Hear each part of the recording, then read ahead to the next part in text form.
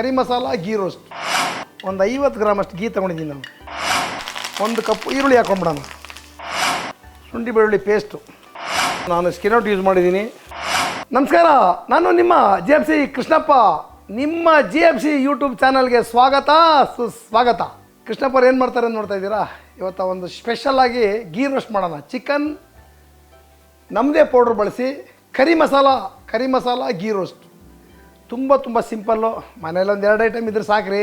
ನಮ್ಮದೊಂದು ಕರಿ ಮಸಾಲ ತೊಗೊಂಡೋಗಿರಿ ನೀವು, ಅದ್ಭುತವಾಗಿರುತ್ತೆ.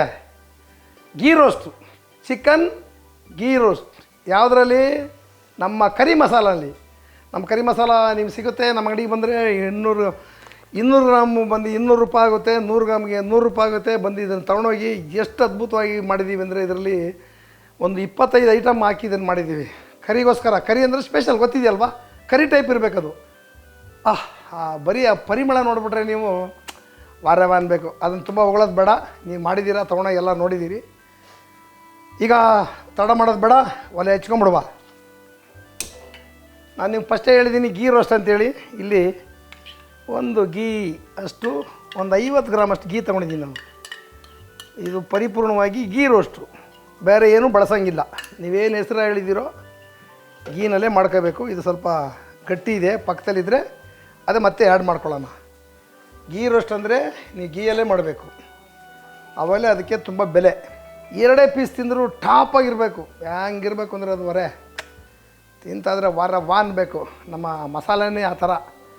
ಒಂದು ಮಸಾಲೆಗೆ 6 ತಿಂಗಳು ಸಮಯ ತೊಗೊಳ್ತೀವಿ. ಒಂದು ಮಸಾಲೆ ಬಿಡುಗಡೆ ಮಾಡಬೇಕು ಅಂದರೆ ನಿಮಗೆ ಅಷ್ಟು ಈಸಿಯಾಗಿ ಸಂಶೋಧನೆ ಮಾಡಿ ಬಿಡಲ್ಲ. ಅದನ್ನು ಸಂಶೋಧನೆ ಮಾಡಿ ನಮಗೆ ಓಕೆ ಆದರೆ ಮಾತ್ರ ನಿಮಗೆ ಅದನ್ನು ಬಿಡುಗಡೆ ಮಾಡೋದು. ಅಲ್ಲಿವರೆಗೂ ಬಿಡುಗಡೆ ಮಾಡೋ ಮಾತೇ ಇಲ್ಲ. ಸ್ವಲ್ಪ ಕರಿಬೇವಿನ ಸೊಪ್ಪನ್ನು ಹಾಕಿಕೊಳ್ಳೋಣ. ಪಟ ಅಂತಾಯಿತು. ಕರಿಬೇವಿನ ಸೊಪ್ಪು, 1 ಕಪ್ ಈರುಳ್ಳಿ ಹಾಕೊಂಡ್ಬಿಡೋಣ.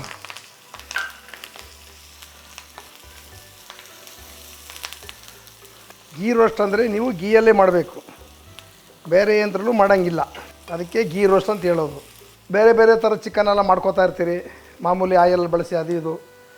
ಒಂದಿನ ಸ್ಪೆಷಲಾಗಿ ಮಾಡಿ. ಗೀ ರೋಸ್ಟ್ ಅಂದರೆ ಒಂದು ವಿಶೇಷವಾಗಿರಲಿ. ಮನೆಯಲ್ಲಿ ಮಕ್ಕಳಿಗೆಲ್ಲ ತುಂಬಾ ಇಷ್ಟ ಆಗುತ್ತೆ ಆ ಥರದ್ದು ಗೀ ರೋಸ್ಟ್ ಮಾಡ್ಕೊಂಡಾಗ. ಗಮ್ಮನ್ನುತ್ತೆ ಹೆಂಗೆ ಪರಿಮಳ ನಮ್ಮ ಕರಿ ಮಸಾಲೆಗೂ ಅದಕ್ಕೂ ಹೆಂಗಿರುತ್ತೆ ಅನ್ಬೇಡಿ. ಅದು ಗೀ ರೋಸ್ಟ್ಗೆ ತುಂಬ ಏನು ಫ್ರೈ ಆಗೋದು ಬೇಡ. ಈರುಳ್ಳಿ ಸ್ವಲ್ಪ ಫ್ರೈ ಆದ್ರೆ ಸಾಕು. ಶುಂಠಿ ಬೆಳ್ಳುಳ್ಳಿ ಪೇಸ್ಟು ಅಷ್ಟು ಹಾಕ್ಕೊಳ್ಳೋಣ. ಸ್ವಲ್ಪ ಅರಿಶಿನ ಪುಡಿ ಹಾಕ್ಕೊಳ್ಳೋಣ. ಘಮ ಅನ್ನಲಿ. ಎಷ್ಟು ಸಿಂಪಲ್ ಅಂದರೆ ಸಿಂಪಲ್ಲು ಇವೆಲ್ಲ ಅಡುಗೆಗಳು. ನಮ್ಮ ಕರಿ ಮಸಾಲ ಒಂದು ಇದ್ಬಿಟ್ರೆ ನಿಮಗೆ ಎಷ್ಟು ಸಿಂಪಲ್ಲಾಗಿ ಮಾಡ್ಬೋದು ಗೊತ್ತಾ? ಪಟ ಮಾಡಿ ಮುಗಿಸ್ಬಿಡ್ಬೋದು. ಲೈಟಾಗಿ ನೀರು ಹಾಕ್ಕೊಳ್ಳೋಣ, ಸ್ವಲ್ಪ, ಜಾಸ್ತಿ ಬೇಡ. ಚೆನ್ನಾಗಿ ಫ್ರೈ ಆಗಬೇಕಿದು. ಚೆನ್ನಾಗಿ ಫ್ರೈ ಆದ ತಕ್ಷಣ ಸಾಕಿದು. ಈಗ ಚೆನ್ನಾಗಿ ಫ್ರೈ ಆಗಿದೆ. ಹಾಕಿದ್ದಕ್ಕೆ ಚಿಕನ್ನು, ಇದು ನಾನು ಸ್ಕಿನ್ ಔಟ್ ಯೂಸ್ ಮಾಡಿದ್ದೀನಿ.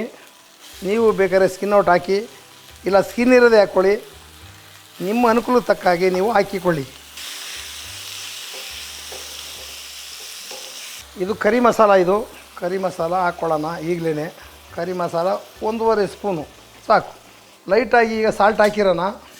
ಆಮೇಲೆ ನಮ್ಗೆ ಎಷ್ಟು ಬೇಕು ಉಪ್ಪು ನೋಡಿಕೊಂಡು ಹಾಕ್ಕೊಳ್ಳೋಣ. ಒಂದು ಸರಿ ನೀವು ಹೀಗೆ ಹಾಗೆ ಮಾಡಿಬಿಟ್ಟು ಮಸಾಲೆ ಎಲ್ಲಕ್ಕೂ ಆಗುವಂಗೆ ಈ ಕಡೆ ತಿರುಗಿಸ್ಬಿಟ್ಟು ಈ ಉಳಿದಿರೋ ತುಪ್ಪವನ್ನು ಇಲ್ಲಿ ಹಾಕಿಬಿಟ್ಟು ಮೇಲ್ಗಡೆ ಲೈಟಾಗಿ ನೀರು ಸ್ವಲ್ಪ ಕೊಟ್ಬಿಟ್ಟು ಈ ಕ್ಯಾಪ್ ತೆಗೆದು ಹಿಂಗೆ ಮುಚ್ಚಿಬಿಟ್ಟು ನೀವು ಉರಿಯನ್ನು ಸ್ಲೋ ಇಡಬೇಕು. ಈಗ ಸ್ಲೋ ಉರಿ ಇಟ್ಬಿಟ್ಟು ಒಂದು 5ರಿಂದ 10 ನಿಮಿಷ, 5 ನಿಮಿಷವರೆಗೂ ಮುಚ್ಚಿರಿ. ಮತ್ತೆ ತೆಗೀರಿ, ಮತ್ತೆ ಇದು ಮಾಡಿ 10 ನಿಮಿಷ ಕಾಲ ಬೇಕಿದ್ದು ಬೇಯೋಕ್ಕೆ. ಇದು ಗೀ ರೋಸ್ಟ್ ಆಗಿರೋದ್ರಿಂದ ನಮ್ಮ ಪೌಡ್ರು ಮತ್ತು ಗೀನಲ್ಲೇ ಇದು ಪೂರ್ತಿ ಸಂಪೂರ್ಣವಾಗಿ ಬೇಯಬೇಕು. ಬೇಕಾದ್ರೆ ನಿಮ್ಗೆ ಬೇಕಿದ್ದಾಗ ಹಿಂಗೆ ಬೇಕಾದ್ರೆ ತೆಗೆದು ನೋಡ್ಬೋದು ನೀವು 5 ನಿಮಿಷ ಆದ ನಂತರ. ಈಗ ನಾನು ಮುಚ್ಚಿದ್ದೀನಿ, ಅದು ಬೇಯಲಿ. ಯಾಕೆಂದರೆ ಚಿಕನ್ನು ಎಲ್ಲ ಸೇರಿ ಮ್ಯಾರಿನೇಟ್ ಆಗಿ ಇದರೊಳಗೆ ಚೆನ್ನಾಗಿ ಬೇಯಬೇಕು. ಒಂದು 5 ನಿಮಿಷ ಕಾಲಾವಕಾಶ ಕೊಡೋಣ. ಮತ್ತೆ ತಿರುಗಿಸ್ಬಿಟ್ಟು ಅದು ಡ್ರೈ ಆಗ್ತಾ ಬರ್ತಾ ಇರ್ತದೆ. ಗೀ ರೋಸ್ಟ್ ಅಂತ, ರೋಸ್ಟ್ ಅಲ್ಲವ್ರಾ, ಆ ನೀರು ಇದೆಲ್ಲ ಸಿಂಕ್ ಆಗಬೇಕು ನಿಮಗೆ. ಅದು ಆಟೋಮೆಟಿಕಾಗಿ ಸಿಂಕ್ ಆಗುತ್ತೆ. ಒಂದು 10 ನಿಮಿಷದಲ್ಲಿ ಅದು ನೀರೆಲ್ಲ ಫುಲ್ಲು ಡ್ರೈ ಆಗಿ ಹೋಗುತ್ತೆ. ಅಲ್ಲಿವರೆಗೂ ಇದನ್ನು ಹೀಗೆ ಮುಚ್ಚಿಬಿಟ್ಟು ಬೇರೆ ಕೆಲಸ ಮಾಡ್ಕೋತಾ ಇರಿ. ಬೇರೆ ಅನ್ನ ಮಾಡೋದೋ ಮತ್ತೊಂದು ಮಾಡೋದೋ ಏನೋ ಒಂದು ಮಾಡ್ಕೋತಾ ಇರಿ. ಈಗ ಗೀ ರೋಸ್ಟ್ ಇಲ್ಲಿ ರೆಡಿ ಆಗ್ತಾಯಿದೆ. ಈಗ ಬ್ರೇಕ್.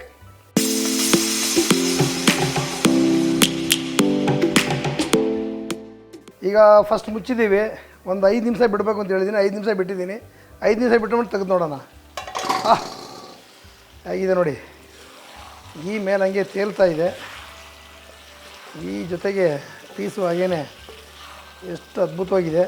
ನಾನು ಸ್ವಲ್ಪ ಬೇಯಬೇಕಾಗುತ್ತೆ ಚಿಕನು.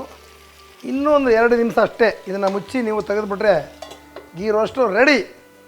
ಈಗ 5 ನಿಮಿಷ ಮುಚ್ಚಿದ್ದೀವಿ. ಮತ್ತೆ ತೆಗೆದು ಒಂದು ರೌಂಡ್ ಹಿಂಗೆ ಆರಾಮಾಗಿ ತಿರುಗಿಸ್ಬಿಟ್ಟು ನೀವು ತಿರುಗಿಸಿ ಮತ್ತೆ ಹಿಂಗೆ ಓಪನ್ ಮಾಡಿದ್ರೆ ಎಣ್ಣೆಲ್ಲ ಬಿಟ್ಕೊಂಡು ಈ ರೋಸ್ಟ್ ರೆಡಿ.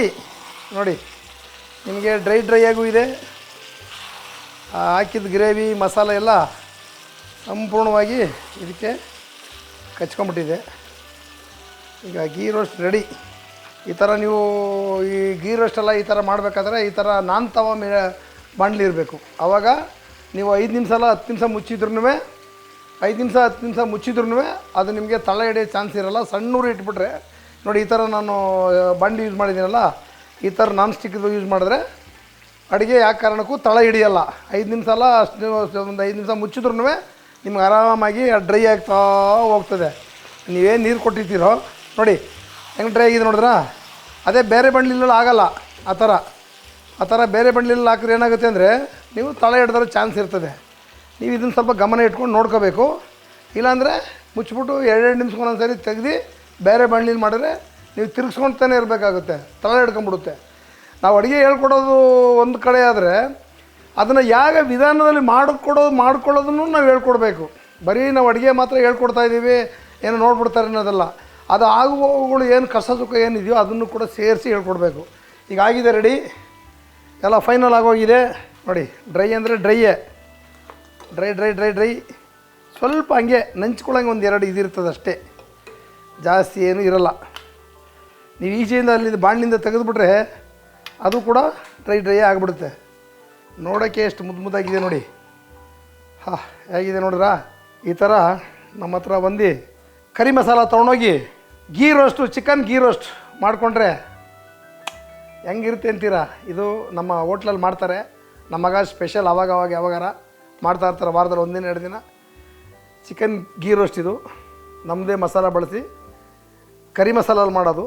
ನೀವು ಬೇಕು ಅನ್ನಂಗಿದ್ರೆ ನಮ್ಮ ಹೋಟ್ಲಿಗೆ ಬಂದು ನೀವು ತಗೋಬೋದು. ಇಲ್ಲ 1 kg 2 kg ಮಾಡಿಕೊಡ್ರಪ್ಪ ನಮಗೆ ಆರ್ಡ್ರ್ ಅಂತ ಹೇಳಿದ್ರೆ ನಾವು ಅದನ್ನು ಮಾಡಿಕೊಡ್ತೀವಿ. ಆ ಥರ ಹೋಟ್ಲಲ್ಲಿ ಇದು ಯಾವಾಗಲೂ ರೆಗ್ಯುಲರ್ ಡಿಶ್ ನಮ್ಮದು. ಇದೆಲ್ಲಿ ಮಾಡಿ ತೋರಿಸಿರೋದು ಅಂತೇನಲ್ಲ. ನಮ್ಗೆ ಆರ್ಡ್ರ್ಗಳಿಗೆ ಇಂಥವಕ್ಕೆಲ್ಲ ಇದು ತುಂಬ ಆರ್ಡ್ರ್ಗಳು ಬರ್ತಾ ಇರ್ತದೆ ಗೀ ರೋಸ್ಟು. ಕೆಲವರು ತುಂಬ ಇಷ್ಟಪಟ್ಟು ಇದನ್ನು ಮಾಡಿಸ್ಕೋತಾರೆ. ಅದಕ್ಕೋಸ್ಕರ ಇದನ್ನು ದಯವಿಟ್ಟು ಯಾರು ನೋಡ್ತಾ ಇದ್ದೀರೋ ಆರ್ಡ್ರ್ ಕೊಡಿ, ಕ್ಯಾಟ್ರಿಂಗ್ ಮಾಡಿಕೊಡ್ತೀವಿ. ಏನು ಟೇಸ್ಟ್ ನೋಡಿದ್ರೆ ಅಷ್ಟೊಂದು ಅದ್ಭುತವಾಗಿರುತ್ತೆ. ನಿಮಗೇನು ಪದೇ ಹೇಳ್ಬೇಕಾಗಿಲ್ಲ. ಈ ಪೌಡ್ರ್ ಸಿಕ್ಕಿಲ್ಲ ಅಂದರೆ ನೀವೇ ಯಾವ್ದಾರ ಪೌಡ್ರ್ ತೊಗೊಂಡು ಈ ಥರನೇ ಟ್ರೈ ಮಾಡ್ಕೊಳ್ಳಿ. ಇಲ್ಲ ನಮ್ಮ ಹತ್ರ ಫೋನ್ ಮಾಡಿ, ನಾವು ನಿಮಗೆ ಕೊರಿಯರ್ ಕಳಿಸ್ಕೊಡ್ತೀವಿ. ಒಂದು ಆಪ್ಷನ್ ಇದೆ, 650 ರೂಪಾಯಿದು 450 ರೂಪಾಯಿಗೆ ನಿಮ್ಗೆ ಕೊಡ್ತಾಯಿದ್ದೀವಿ. 200 ರೂಪಾಯಿ ಡಿಸ್ಕೌಂಟು. ಯಾಕೆಂದರೆ ಮನೆಗೂ ನಮ್ಮ ಇದು ತಲುಪಲಿ ಅಂತೇಳಿ ನಮ್ಮ ಅಂಗಡಿಗಳಲ್ಲಿ ಎಲ್ಲೂ ನಾವು ಕೊಟ್ಟಿಲ್ಲ. ಅಮೆಝಾನಲ್ಲಿದೆ. ಅದು ಬಿಟ್ಟರೆ ನೀವು ನಮ್ಮ ಹತ್ರ ತಗೋಬೇಕು, ಆನ್ಲೈನಲ್ಲಿ ತಗೋಬೇಕು ಅಷ್ಟೇ ಆಪ್ಷನ್ನು. ಇಲ್ಲ ನಮ್ಮ ಹೋಟ್ಲಿಗೆ ಬರಬೇಕು. ಈ ಥರ 3 ಥರ ಆಪ್ಷನ್ ಇಟ್ಟಿದ್ದೀವಿ. ಒಂದು ಹೆಡ್ ಆಫೀಸಲ್ಲಿ ಬಂದು ನೀವು ತೊಗೊಂಡೋಗ್ಬೋದು, ಒಂದು ನಮ್ಮ ಕೊರಿಯರ್ ದುಡ್ಡು ಹಾಕಿದ್ರೆ ಕಳಿಸ್ಕೊಡ್ಬೋದು, ಇನ್ನೊಂದು ಅಮೆಝಾನಲ್ಲಿದೆ, ಫ್ಲಿಪ್ಕಾರ್ಟಲ್ಲಿದೆ. ಈ ಥರ ತೆಗೆದು ಮಾಡ್ಕೊಳ್ಳಿ, ಎಂಜಾಯ್ ಮಾಡಿ. ಸೂಪರಾಗಿದೆ. ಹೇಗಿದೆ ನೋಡಿ. ಡ್ರೈ ಅಂದರೆ ಡ್ರೈ, ತಿನ್ನೋದೇ ಬೇಡ ರೀ, ಅದೇ ಹಂಗೆ ಹೇಳುತ್ತೆ. ಅದು ಏನು ನಾನು ಕೆಲಸ ಮಾಡಿದ್ದೀನಿ ಅಂತ ಅದೇ ಹೇಳುತ್ತೆ. ಅಷ್ಟು ಸೂಪರಾಗಿದೆ. GFC ಮಸಾಲೆಯಲ್ಲಿ ಅಡುಗೆ ಮಾಡಿ ತಿಂತಾ ಇದ್ದರೆ ವಾರೆ ವಾಹ್ ಅಂತೀರ.